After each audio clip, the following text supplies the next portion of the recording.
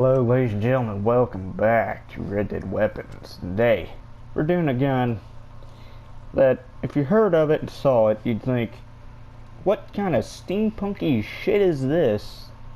This gun, it's black powder,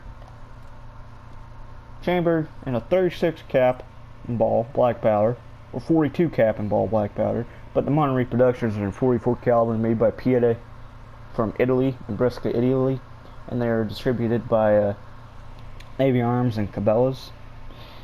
This gun has a shotgun barrel, holds 9 rounds, was used in the Civil War and the Franco-Prussian War by the Government of National Defense Army in the Franco-Prussian War.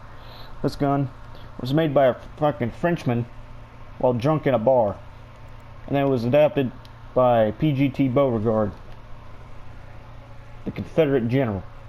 This gun was used by Jeb Stuart and P.G.T. Beauregard's personal LeMat, which is the gun we're discussing here today, folks, is in the Museum of the Confederacy in Richmond, Virginia. Now this gun, a little backstory, this gun was made by a Frenchman named Jean-Alexandre LeMat.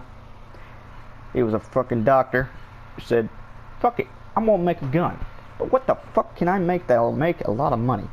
How about this? I put a shotgun barrel on it that shoots a 20 gauge, and I got 9 rounds on top of that with a little pin to switch it. But hey, let's make the ammo weird as shit.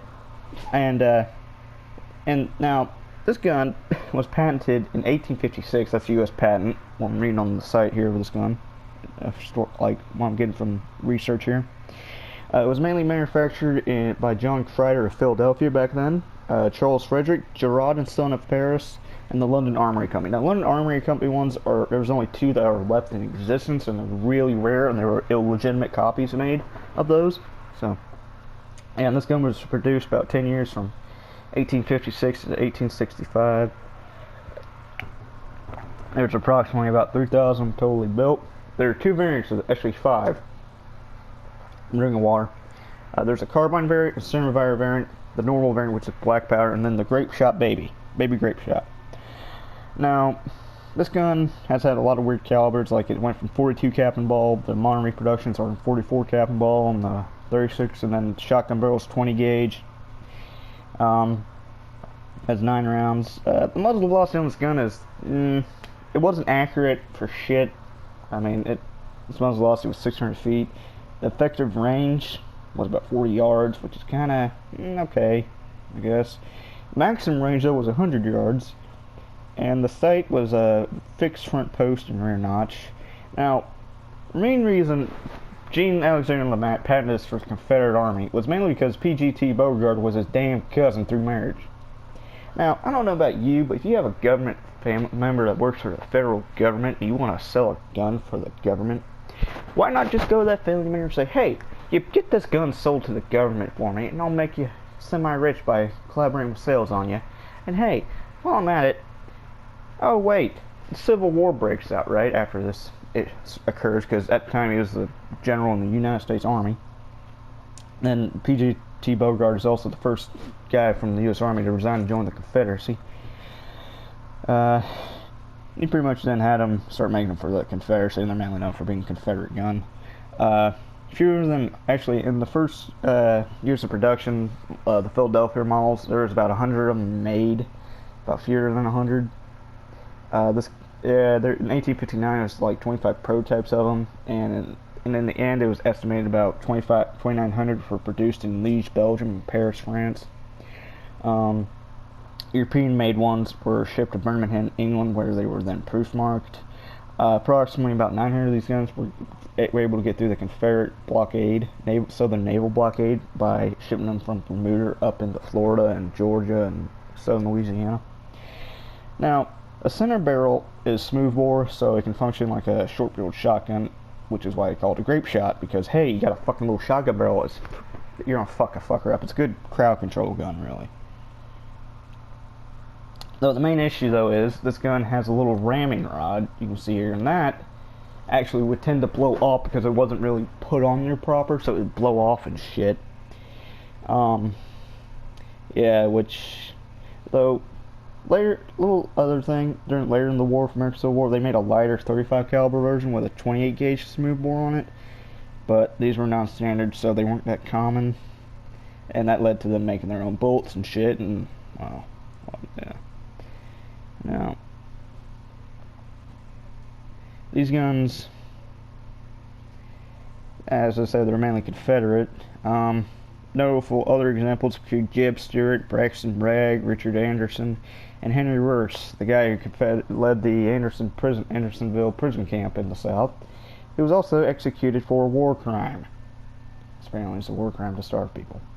Actually, it probably is, because Hitler didn't. Now,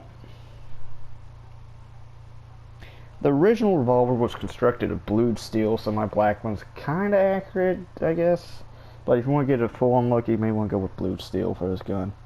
The grips were checkered walnut, which was very deadly at close range. It was mainly a cavalryman gun and artilleryman gun, but Confederate cavalrymen in the Civil War, like other Civil War soldiers on horseback, they would carry several pistols because I don't know if you ever load a black powder revolver, but it's a bitch, because you gotta get the right powder and everything. If you don't, you're kind of fucked. Hell, even in this game, Rockstar got the bullets right, like little balls, cap and ball. That is a cap and ball. Yeah, they reload it. I don't like a thing. Now, there were some very few productions of this gun that was cartridge firing, and it was appeared in pinfire, but this is a very, very rare one. And the centerfire version was in 12 millimeter Perrine, or 11 millimeter Chamelot Delvin, a 24 gauge shot barrel that was made in the latter years of Belgium. The centerfire LeMat also had no real success because of the invention of the double action system, and both were pretty much where you would load it was via a loading gate load in the 4 o'clock position from the cylinder by swinging the breech of the short shot barrel up and left. Now, the variants include a muzzle loader version, first variant. The second variant is a pinfire. The third was centerfire with a very distinctive grip.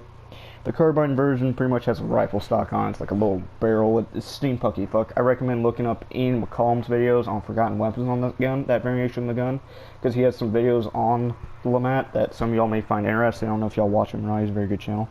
And then the baby LeMat, which is the rarest version, was produced with a 4 3/4 barrel and chamber 32 caliber with a 41 caliber bore. Only 100 of those were produced. Now, if you were looking to get a modern reproduction of a LeMat revolver, you can try Pieta Company of Brescia, Italy online. They ship them if you're in the United States, they ship them to Navy Arms Company, Dixie Gun Works, and Cabela's. If you're Canadian, the distributors for that are Marstar Canada, among others. Now, this gun is also featured in very different novels, cinematography, movies, all that shit.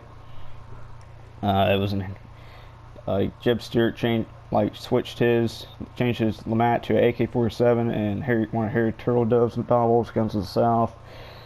Doc Tanner in the Deaf Ones novels uses a 44 LeMat. Inman, a character in Cold Mountain, that movie with fucking Jude Law and Nicole Kidman, he uses a LeMat. Westworld, Ed Harris' character uses LeMat. Man in Black, it's a cartridge firing version, which is, as you know, this is in Red Dead 1, Red Dead 2, and online for this, because fuck it, why not?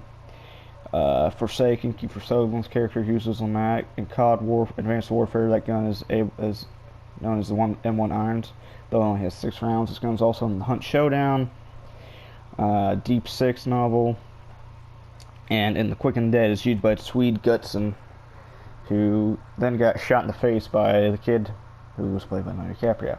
Now, this kind of game will set you back about $300, but actual models probably would cost you, reproduction would probably cost you a couple grand maybe. Yeah, this gun, it packs a whop. Real life, you may not want to fire it because, one, you may have it blow up in your hand, but if you have a death wish, you like black powder, it wouldn't be a bad option.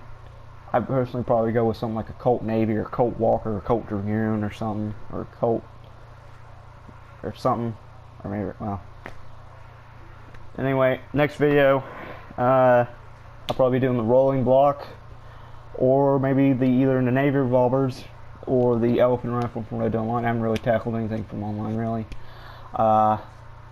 Yeah. But if y'all have any requests, let me know. I do outfit videos, I do gun videos, I do all this shit. Fuck. And also, remember, never stick your dick in crazy. Bye. Thanks for watching.